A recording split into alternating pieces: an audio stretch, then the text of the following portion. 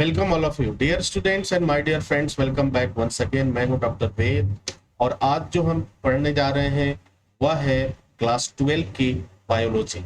अब इसमें जो हम सेक्शन आज के सेक्शन होंगे वह होंगे अनुवंशिक पदार्थ, डीएनए। अध्याय 6 यानी चैप्टर 6 से यह लिया गया है। कक्षा 12 के विद्यार्थियों के लिए है, जीव विज्ञान। तो डियर स्टूडेंट्स, आज इस लेसन में हर एक चीज कंप्लीट करेंगे और इस लेसन को खत्म करेंगे, समाप्त करेंगे। सबसे पहले नंबर पर आता है अनुवंशिक पदार्थ डीएनए है या नहीं। तो जब भी यह बात होगी कि अनुवंशिक पदार्थ डीएनए है या नहीं, तो दो बातें सामने आती हैं। पहला, अगर डीएनए है तो किस वजह से है, अगर आरएनए है तो किस वजह से। तो इस पर काफी रिसर्च हुआ। कई जीव वैज्ञानिकों ने यह सिद्ध कर दिया कि अनुवंशिक पदार्थ डीएनए है, लेकिन फिर भी अभी बहुत कुछ अबुझ पहेलियां भी सामने थी। सन 1952 में अल्फ्रेड हर्शे और मार्था चेस ने विषाणुओं पर प्रयोग किया और यह सिद्ध किया कि अनुवंशिक पदार्थ ही डीएनए है। यानी 1952 में यह दो वैज्ञानिक अल्फ्रेड हर्शे और मार्था चेस ने यह साबित कर दिया, यह सिद्ध कर दिया अपने रिसर्च के आधार पर कि अनुवंशिक पदार्थ ही क्या है, डीएनए है। लेकिन इन दोनों वैज्ञानिकों ने विषाणुओं पर कार्य किया जो जीवाणु को संक्रमित करते हैं, जिसे जीवाणु भोजी भी कहते हैं। यह बात भी सामने आई। यानी ये क्वेश्चन भी आपके एग्जाम में आता है कि जीवाणु भोजी किसे कहते हैं। तो जीवाणु भोजी विषाणुओं पर कार्य किया, किसने कार्य किया? तो दो वैज्ञानिकों ने किया। अब आपको जीवाणु भोजी का एक देना है, डिफाइन करना है। तो आप कह सकते हैं कि जो जीव जीवाणुओं को संक्रमित करते हैं, ठीक है, संक्रमित करते हैं और उनसे अपना पोषण करते हैं, वही जीवाणु भोजी कहलाते हैं। ठीक है। इसके बाद जीवों में प्रोटीन का दूसरा नाम डीएनए है। यानी प्रोटीन जो है वह किसका स्वरूप है? डीएनए का है। अल्फ्रेड हर्शे और मार्था चेस ने प्रोटीन को ही अपना मुख्य बिंदु बनाया था रिसर्च करने के लिए। ठीक है। अब बात आती है कि अनुवंशिक पदार्थ के गुण क्या क्या हो सकते हैं। तो जब हम इस पर बात करते हैं कि एक जीव में या सजीवों में अनुवंशिक पदार्थ के गुण क्या क्या हो सकते हैं, तो यह कहा जा सकता है कि अनुवंशिक पदार्थों के गुण निम्नलिखित होते हैं। जो शोध हुआ, जो रिसर्च हुआ, उसके आधार पर यह बातें सामने आई। पहला, यह अपना प्रतिकृत बनाने में सक्षम होता है। अनुवंशिक पदार्थ का पहला गुण क्या है? यह अपना प्रतिकृत बनाने में सक्षम होता है। अनुवंशिक पदार्थ का दूसरा गुण है इसे संरचना और रासायनिक संगठन के आधार पर स्थिर होना चाहिए। ठीक है। अनुवंशिक पदार्थ का जो अगला गुण है वह है इनमें, किसमें? अनुवंशिक पदार्थ में परिवर्तन की संभावना होती है जो विकास के लिए आवश्यक होता है।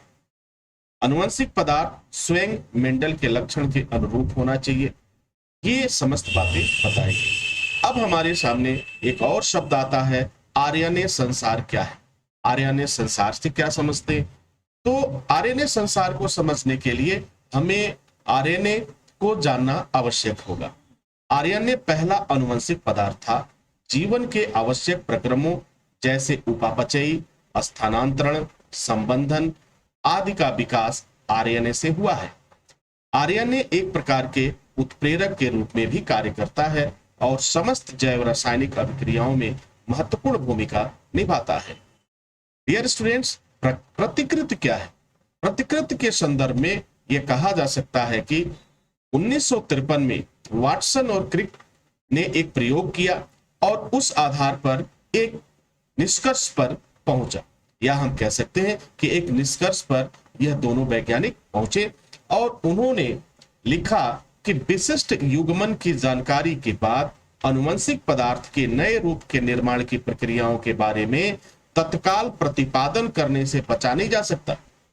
यानी कहने का तात्पर्य उनका यह था कि जब युग्मन की प्रक्रिया और अनुवांशिक पदार्थ में जो प्रक्रियाएं हो रही हैं, जिसमें बदलाव हो रहा है, तो जो तत्काल प्रतिपादन यानी जो तुरंत परिवर्तन हो रहा है उससे बचा नहीं जा सकता है, वह होगा ही होगा, और यही तो आधार बनता है जीन ट्रांसफॉर्मेशन का।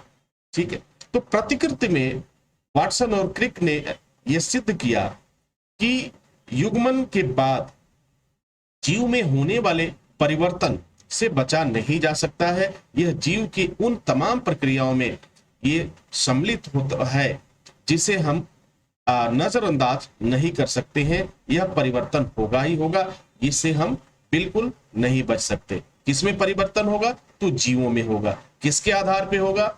डीएनए के आधार पे होगा। और क्या इन्वॉल्व हो सकता है? आरएनए इन्वॉल्व होगा। तो ये सब तमाम बातों को लेकर के एक यह निष्कर्ष दिया वाटसन और क्रिक ने सन 1953। अब बात करते हैं अर्ध संरक्षी या सेमी कंजर्वेटिव क्या होता है। अगर आपसे पूछा जाए कि व्हाट इज सेमी कंजर्वेटिव, तो उस समय आपका जवाब क्या होगा? यानी जिसे हम हिंदी में क्या बोलते हैं? अर्ध संरक्षी। तो अर्ध संरक्षी के बारे में डियर स्टूडेंट्स, प्रतिकृति के पूर्ण होने के बाद जो डीएनए अणु बनता है उसमें एक पैतृक और एक नई निर्मित लड़ी रज्जुक होती है। डीएनए प्रतिकृति की यह योजना ही अर्ध संरक्षी कहलाती है या सेमी कंजर्वेटिव कहलाती है। आई होप कि ये सारी चीजें आपको क्लियर हो रही हैं, एग्जाम के लिए काफी महत्वपूर्ण है। अब बात करेंगे अनुलेखन या ट्रांसक्रिप्शन क्या है या किसे कहते हैं। जब भी अनुलेखन की बात आएगी तो हम डीएनए और आरएनए को नहीं बोल पाएंगे। वजह क्या है?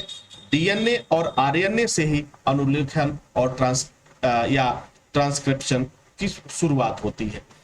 डीएनए की एक रज्जुक से आनुवंशिक सूचनाओं का आरएनए में प्रतिलिपिकरण का मतलब, एक प्रतिलिपि का मतलब होता है उसकी कॉपी, यानी डीएनए और आरएनए में क्या होगा? आनुवंशिक सूचनाओं का प्रतिलिपिकरण यानी उसकी कॉपी होना या उसके गुण जाना, और यह प्रक्रिया जो होती है वही अनुलेखन कहलाती है। तो आप क्या कह सकते हैं कि डीएनए की एक रज्जुक से आनुवंशिक सूचनाओं का आरएनए में प्रतिलिपिकरण करने की प्रक्रिया अनुलेखन या ट्रांसक्रिप्शन कहलाती है। ओके, अब अनुलेखन की इकाई क्या है? अब अनुलेखन तो आप समझ गए। अनुलेखन की इकाई की अगर हम बात करें तो अनुलेखन की इकाई मुख्यतः 3 भागों में विभक्त है, या दूसरे शब्दों में आप कह सकते हैं डीएनए में अनुलेखन इकाई के मुख्यतः 3 भाग होते हैं। पहला भाग होता है उन्नायक कहते हैं, उन्नायक को हम अंग्रेजी में प्रमोटर भी कहते हैं। दूसरा होता है संरचनात्मक जीन जिसे आप कहते हैं स्ट्रक्चरल जीन, और तीसरी इकाई जो होती है समापक या टर्मिनेटर, इसे हम टर्मिनेटर कहते हैं। तो अनुलेखन की इकाई के 3 भाग हो गए, प्रमोटर, स्ट्रक्चरल जीन और टर्मिनेटर। ओके, अब अगला पॉइंट है आरएनए के प्रकार। How many types of RNA? तो काइंड्स ऑफ आरएनए या टाइप्स ऑफ आरएनए के बारे में अगर हम पढ़ें जाने तो हमारे पास कुछ इस तरह के मैसेज आएंगे। जीवाणु में मुख्यतः 3 प्रकार के आरएनए होते हैं। कौन कौन से होते हैं बेटा? पहला आरएनए का नाम है दूत आरएनए। क्या नाम है? दूत आरएनए। दूसरे आरएनए का क्या नाम है? अंतरण आरएनए। और तीसरे आरएनए का नाम है राइबोसोमल आरएनए। तो there are 3 types of RNA. पहला क्या है? दूत आरएनए, जिसे मैसेंजर आरएनए भी कहा जाता है, अंतरण आरएनए और राइबोसोमल आरएनए। आई होप कि एक चीज क्लियर हो गया होगा। एग्जाम में बहुत ही स्वीट एंड सॉफ्ट आंसर होगा, ये सब लिखना आपके लिए। अनुवंशिक कूट। अनुवंशिक कूट क्या है? जब जीवित कोशिकाएं अनुवंशिक पदार्थ के द्वारा कूटबद्ध सूचनाओं को प्रोटीन में स्थानांतरित करती है तो यह प्रक्रिया क्या कहलाएगी? अनुवंशिक कूट कहलाता है या कहलाएगा। ठीक है, तो आप समझ गए कि अनुवंशिक कूट जब भी आए तो इसमें जीवित कोशिकाएं, मृत कोशिकाएं नहीं, जीवित कोशिकाएं अनुवंशिक पदार्थ के द्वारा कूटबद्ध सूचनाओं को प्रोटीन में स्थानांतरित करती है, और यही प्रक्रिया क्या कहलाएगी? अनुवंशिक कूट कहलाता है। ओके, अगला पॉइंट है आपका स्थानांतरण या रूपांतरण क्या है? स्थानांतरण और रूपांतरण क्या है? इस संदर्भ में आप कह सकते हैं स्थानांतरण वह प्रक्रिया है जिसमें बहुलकन से पॉलीपेप्टाइड का निर्माण होता है। और पॉलीपेप्टाइड का निर्माण होना ही क्या कहलाएगा? स्थानांतरण कहलाता है। ओके, जीन अभिव्यक्ति का नियमन क्या है? जीन अभिव्यक्ति, अभिव्यक्ति का मतलब होता है एक तरह से अभिव्यक्ति यानी बताना, प्रदर्शित करना। तो यहां क्या शब्द हो जाएगा? कोशिका विज्ञान और आनुवंशिकी में जीन व्यवहार वह प्रक्रिया होती है जो जीन में उपस्थित किसी सूचना के प्रयोग से किसी जीन उत्पाद का निर्माण करे। जीन अभिव्यक्ति का नियमन कहलाता है, जिसमें अक्सर प्रोटीन शामिल होता है, लेकिन कभी कभी आरएनए भी शामिल होता है। तो आप कह सकते हैं कि कोशिका जीन अभिव्यक्ति में ये क्या कहता है? सूचनाओं के प्रयोग से जीन उत्पाद का निर्माण करता है। क्या कहता है? करता है जीन उत्पाद का निर्माण। आप ऐसे भी लिख सकते हैं, जीन उत्पाद का निर्माण होना जीन अभिव्यक्ति का नियमन कहलाता है। ये भी राइट आंसर होगा। बट अगर आप थोड़ा सा इसे अपने भाषा में इस तरीके से लिखेंगे तो आपके नंबर अच्छे आएंगे। अब बात करेंगे डियर स्टूडेंट्स, मानव जीनोम परियोजना क्या है। तो मानव जीनोम परियोजना के बारे में अगर हम बात करें तो परियोजना यानी it means A types of project, एक तरह का प्रोजेक्ट। वह वैज्ञानिक परियोजना जिसका लक्ष्य किसी प्राणी के संपूर्ण जीनोम अनुक्रम का पता लगाना है या पता करना है। जीन जीवन का आधार है और यही जीन मानव के भविष्य और इतिहास की तरफ संकेत करते हैं।